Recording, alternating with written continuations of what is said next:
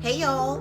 Not sure how many of you out there need to hear this, but that manga you wanted to make, go make it.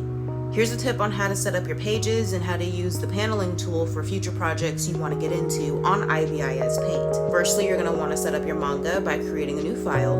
You're going to want to leave the settings alone unless you're a professional who needs specific settings for your publisher. You're going to want to go through these settings in the drop-down menu and select either A2, A3, A4, B2, B3, B4, etc. I'm going to go with B4. Then name your file. Click Create. After your canvas pops up, click Frame Divider and poke the center of your screen. You can also do the same thing on your phone, like so. When Add Frame pops up, click Add Frame. Then a small box or a big box will pop up on your screen along with another menu.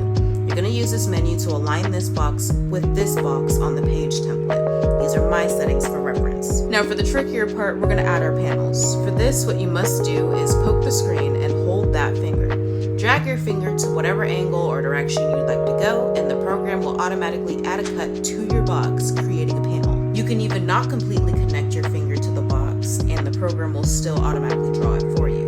But when you do this, please keep in mind about the reading flow, your manga, and what direction you want your reader's eyes to go while they're reading it. I hope you guys learned something from this video, whether it's a refresher for you or you're just now getting to understand how to use ibisPAINT and want to create your own manga or comic. Get your stories out there, y'all. Hope this helps.